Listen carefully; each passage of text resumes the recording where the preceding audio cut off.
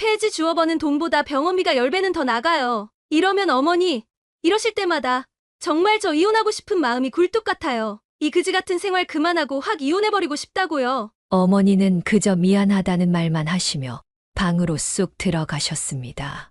저는 너무 서러웠습니다. 어머니의 그런 모습을 보며 당장이라도 일어나서 공사판에 뛰어들고 싶었지만 제 몸은 마음을 따라주지 않았어요. 아내가 방으로 들어오며 한숨을 쉬길래 처음으로 아내에게 한마디 했습니다. 안녕하세요. 오늘도 찾아주셔서 감사합니다. 오늘은 서울특별시 동작구에 살고 있는 함정자 할머니의 아드님분 사연입니다. 처음에 들어보셨던 것처럼 함정자 할머니와 며느리 간에 무언가 굉장히 큰 사건이 있었던 것 같은데요.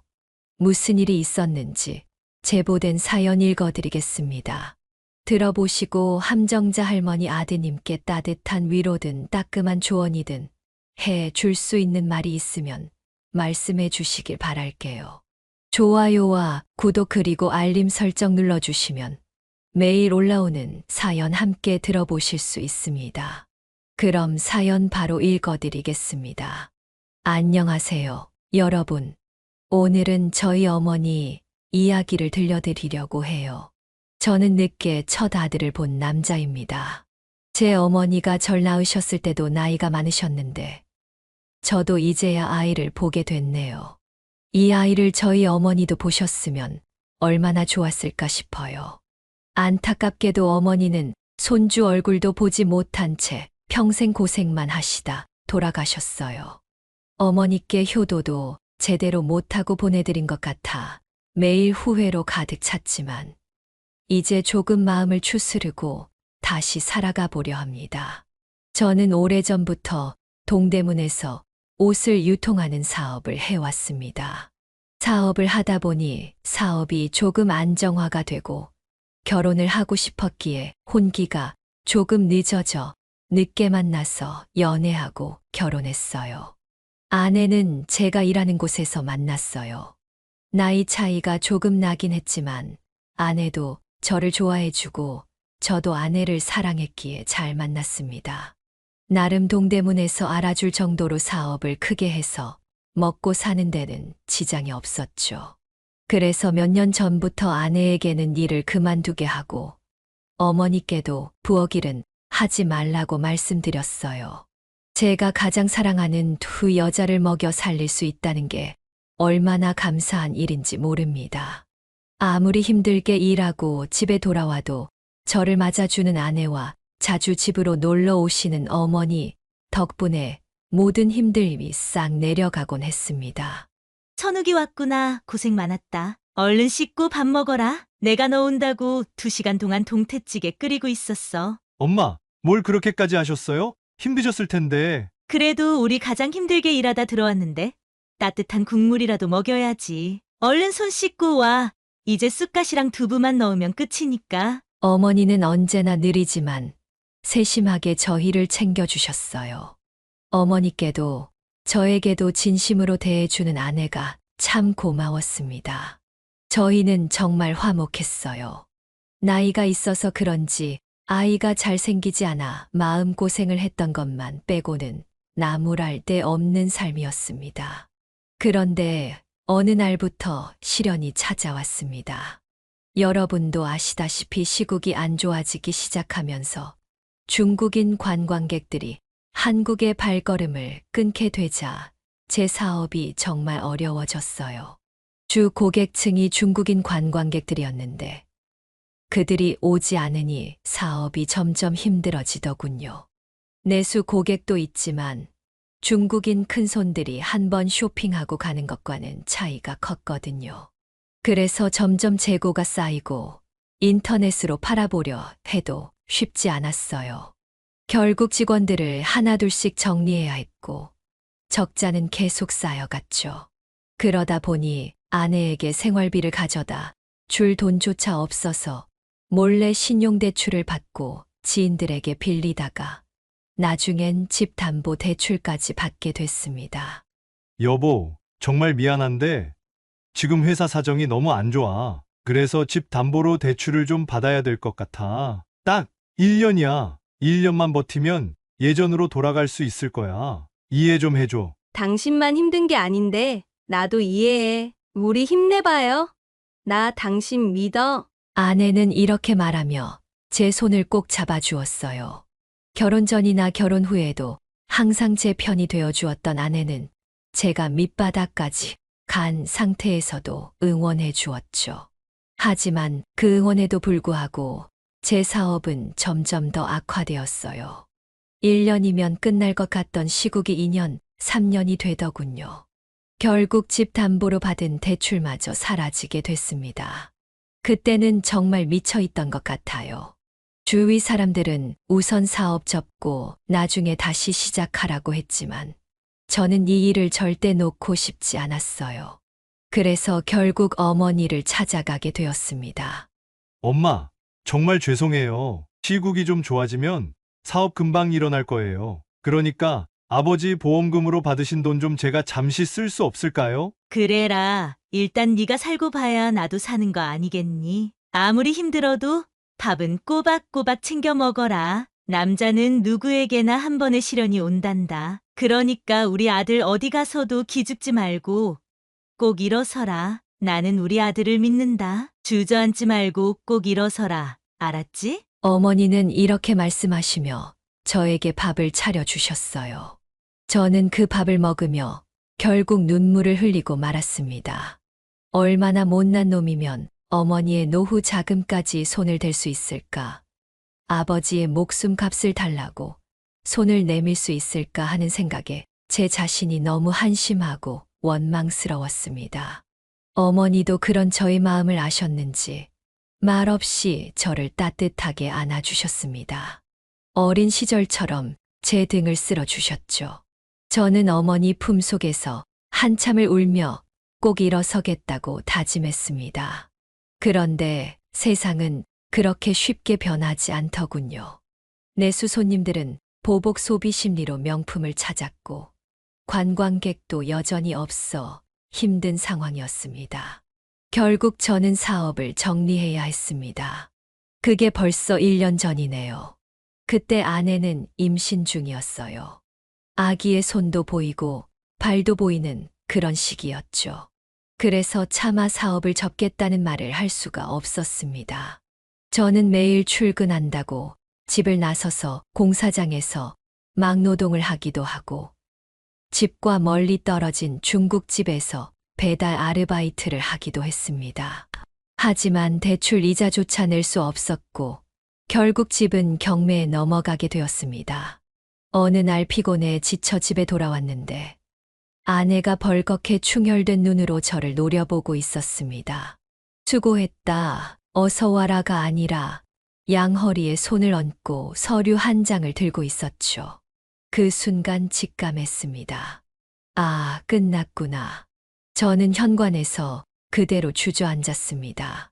아내는 제 가슴과 어깨를 마구 치며 어쩌자고 이 지경이 될 때까지 말을 안 했냐며 울부짖었습니다.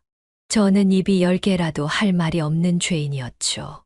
그저 고개를 푹 숙이고 아내의 원망과 슬픔, 두려움을 받아들일 수밖에 없었습니다. 아내가 잠잠해진 뒤에야 저는 어렵게 말을 꺼냈습니다. 미안해.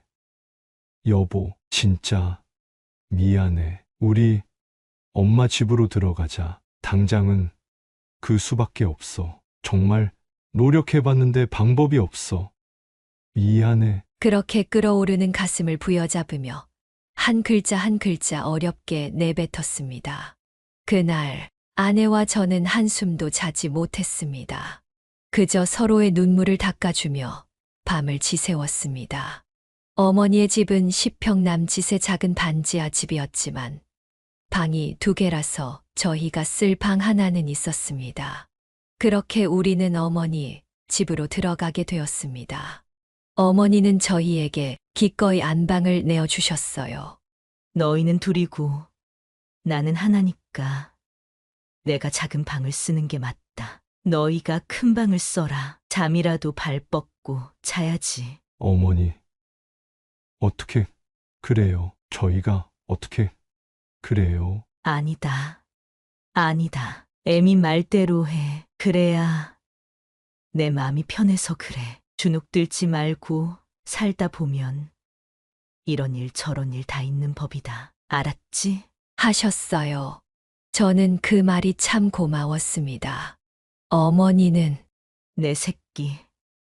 너도 나랑 사는 게 힘들겠지만 그래도 조금만 힘내자 우리. 우리 며느리 고생시켜서 미안하다. 내가 능력만 있었어도 너희들을 도와주는 건데.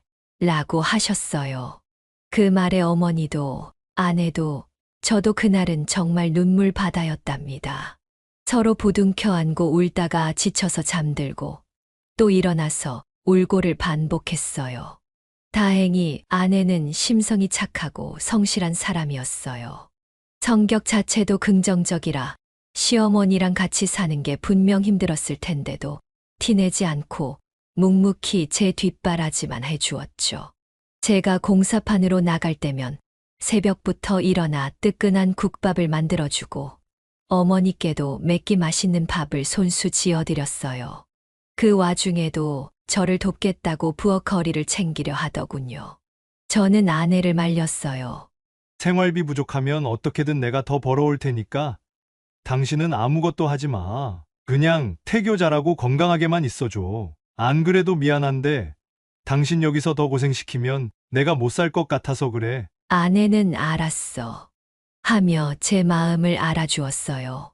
그런데 배가 점점 불러오니 호르몬 변화 때문인지 아니면 앞으로의 현실이 두려워서 그런지 사람이 조금씩 거칠어지더군요. 말 한마디를 해도 예쁘게 하던 사람이었는데 입부터 거칠어졌어요. 저는 몰랐는데 어머니가 낮 시간에 폐지를 줍고 다니시더라고요. 생활비에 보탬이 되려고 하셨나 봅니다. 어느 날 퇴근했는데 아내가 절방으로 데리고 들어오더니 다짜고짜 큰 소리를 치기 시작하더군요. 어머니 때문에 진짜 내가 못 살겠어. 아니 사람 속 뒤집어 놓는 것도 정도 것이지. 도대체 왜 저러시는 건데? 저는 깜짝 놀라 아내를 말렸어요. 왜 그래? 무슨 일이 있어서 그래? 어머니 들으시겠어? 목소리 낮춰. 들으시라고 하는 말이야. 그렇게 폐지 주우러 다니면 동네 사람들이 우리를 뭐라고 생각하겠냐고. 시어머니 밖으로 내모라 돈 벌게 한다는 소리 나올 거 아니야? 그러다 감기라도 걸리면 그땐 어떡할 건데? 요즘 병원 가기도 쉽지 않은데. 하며 베개를 침대에 팍팍 내리치더군요. 정말 혼란스러웠습니다. 제가 아는 아내가 맞나 싶기도 하고 어머니가 듣고 계실 것이 분명해서 죄송스럽기도 했어요. 그리고 아내를 이렇게 만든 제 자신이 원망스럽기도 했고요. 내가 도대체 어떻게 해야 할지, 앞으로 어떻게 살아야 이 힘든 쳇바퀴에서 벗어날 수 있을지 정말 그 생각밖엔 안 들었습니다. 그래서 투잡 쓰리잡을 하며 하루에 3시간만 자고 내내 일만 했어요. 그러다가 어느 날 빗길에서 오토바이를 타다가 사고가 나서 허리를 다쳐 한동안 집에서 쉬어야 했죠. 하루 종일 집에 있다 보니 아내와 어머니, 일상이 그제야 눈에 들어왔습니다. 늦게 방에서 나오시는 어머니, 그 시간에도 식사를 차리는 아내, 그리고 식탁에는 시들어 빠진 김치와 김, 계란 프라이, 콩나물뿐. 참 단출한 식사였습니다. 아침마다 저는 장조림도 먹고 황태국도 먹고 만두국도 먹으며 든든하다고 좋아했는데 저만 그렇게 먹고 정작 아내랑 어머니는 국물 하나 없이 초라한 식사를 하는 거였어요. 아니, 왜 그것만 드세요? 더 드세요. 제가 드린 건 다 드셔야죠. 라고 하면 어머니는 아니야. 난 괜찮다. 나는 괜찮아. 너 더 먹어. 라고 하셨죠.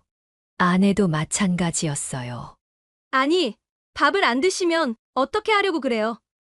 그러다 영양실조라도 걸리면 어떻게 하시려고요? 병원비가 더 드는 거 모르세요? 아니다. 그런 거 아니야. 네 마음 힘들 텐데. 내가 괜히 또 신경 쓰이게 했구나. 알았어. 식사 잘할게. 하시더군요. 그렇게 몇 숟가락을 더 드시고 나서야 식탁에서 일어나셨습니다.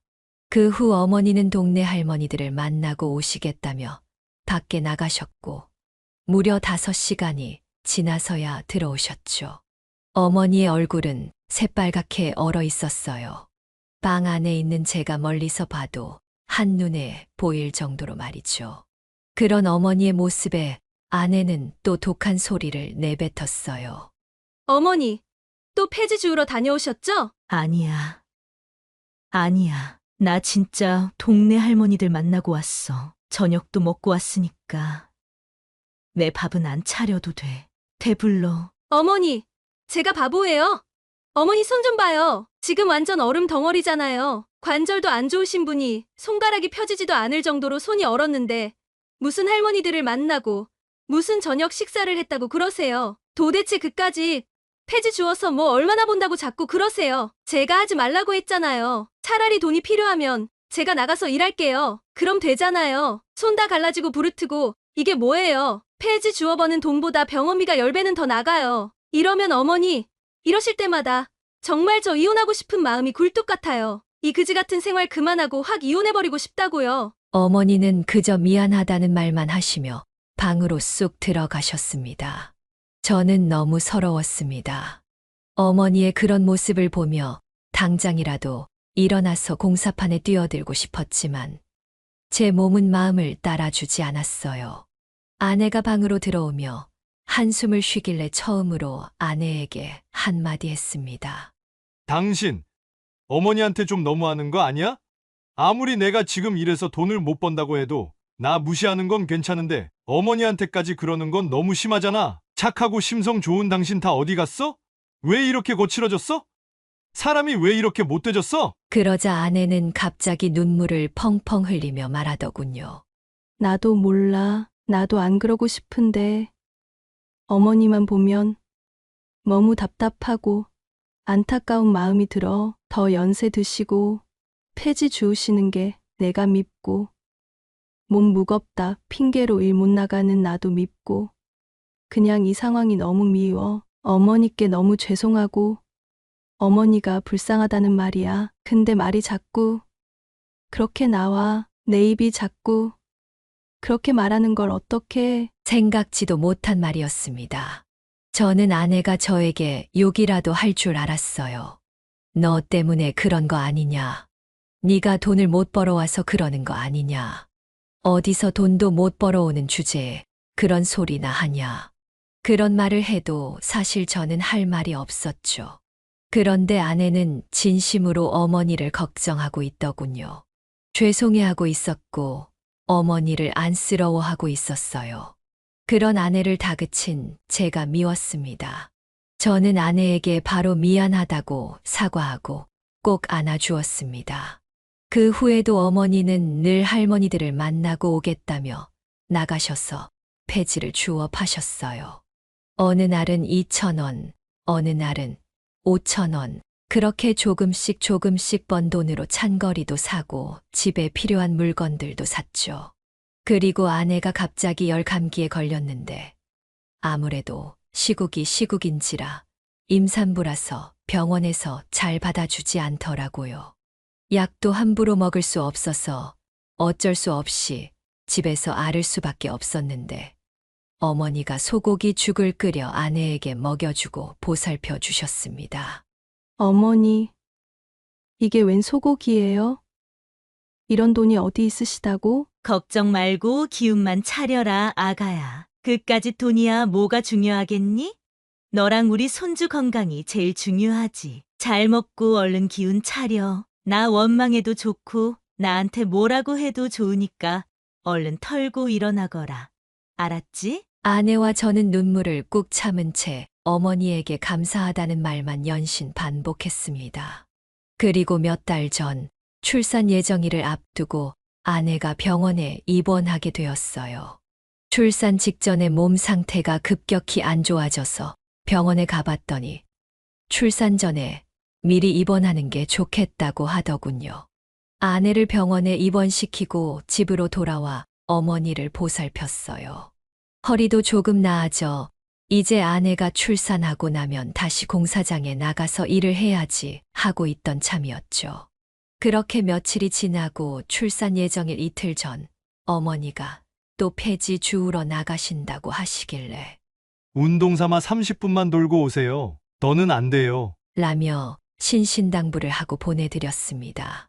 날씨가 정말 추운 날이었거든요. 어머니도 제 말에 알았다고 하셨고 저는 아내가 있는 병원으로 향했어요.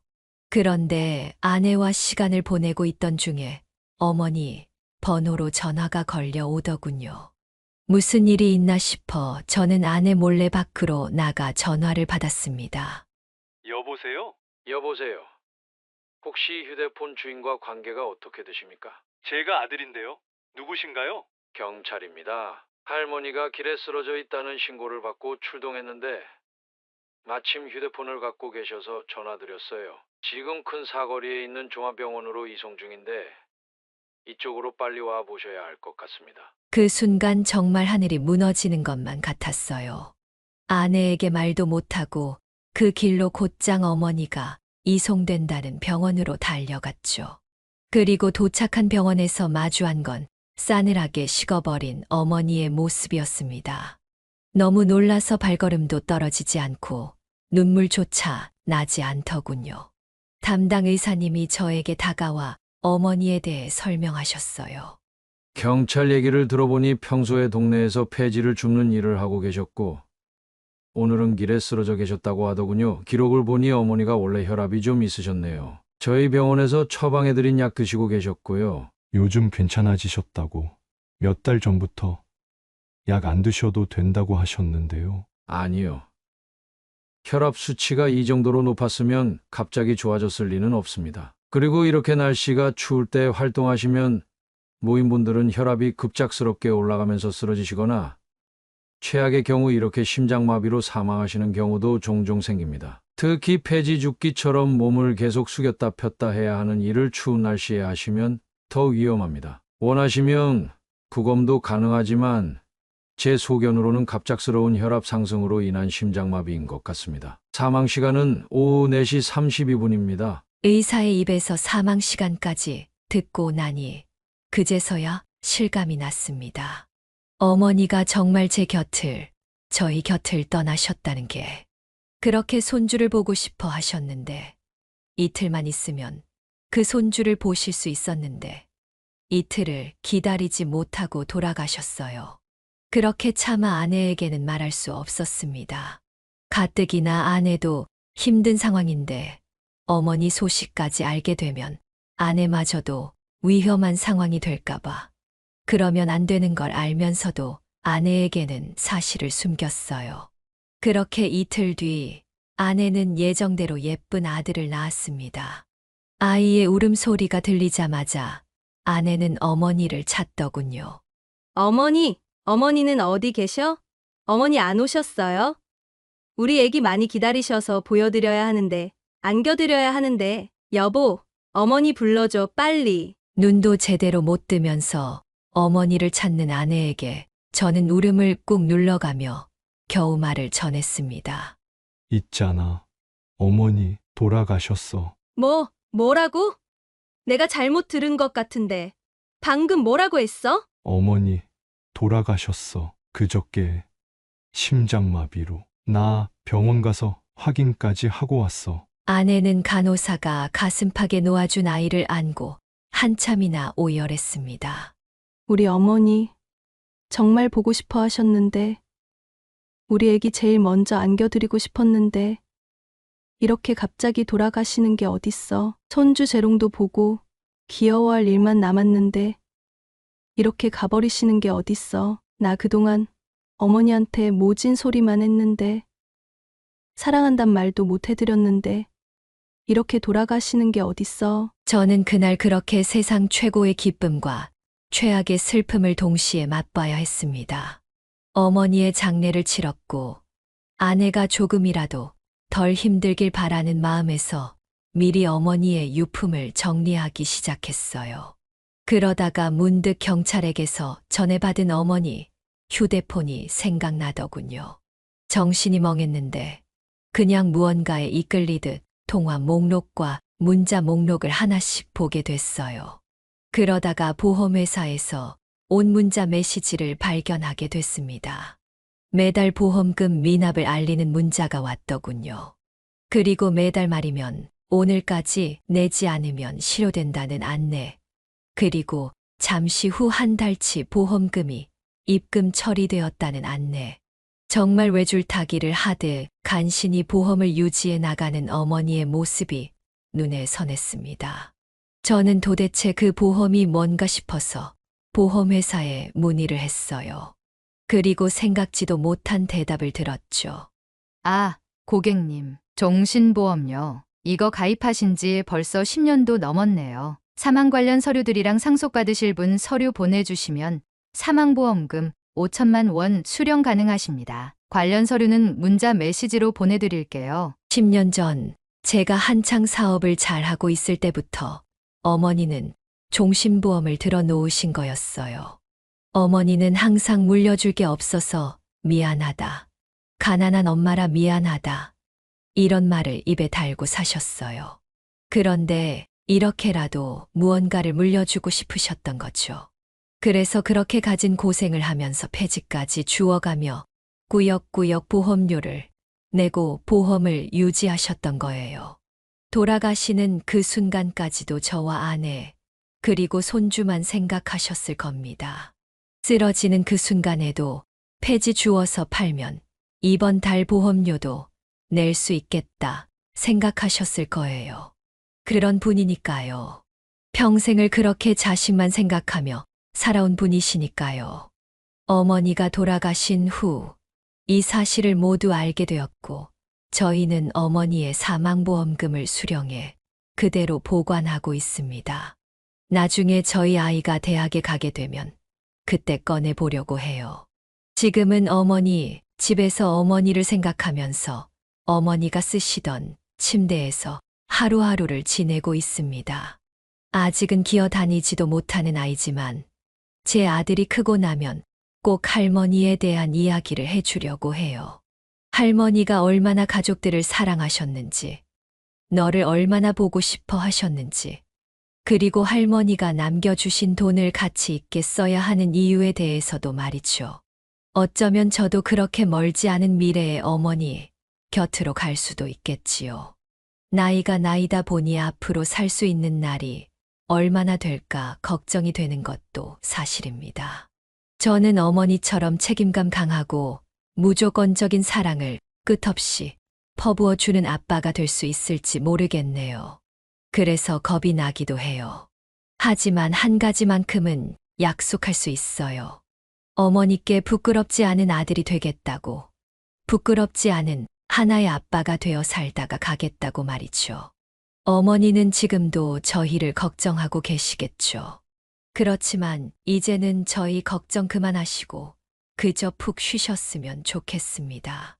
바다 좋아하셨으니까 바다도 실컷 보러 다니시고 구름처럼 떠돌아다니면서 좋은 것 많이 보면서 다음 생애에도 제 어머니로 태어나 주셨으면 좋겠어요.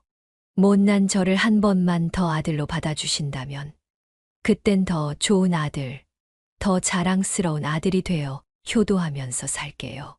우리 다음 생에 다시 만나요, 어머니. 여기까지가 함정자 할머니 아드님 분의 사연인데요. 여러분은 어떻게 들으셨나요? 우선 사업 운때가 맞지 않아 어려움을 겪으신 사연자분께 심심한 위로의 말씀을 드리고 싶네요. 앞으로는 말씀하신 것처럼 부끄럽지 않은 남편, 아빠가 되어주셨으면 하는 바람입니다. 그리고 할머니께서 겪으셨던 것처럼 혈압과 건강관리를 잘 하셔서 이야기를 듣는 우리 구독자 여러분은 항상 건강하셨으면 좋겠습니다. 여러분의 생각은 어떠신가요? 같이 댓글로 의견 나누어 보았으면 합니다. 함정자 할머니 영상이 주는 교훈이 유익하시다면 좋아요와 구독, 그리고 다른 지인에게 공유 부탁드리며 저는 그럼 다음 사연에서 뵙겠습니다.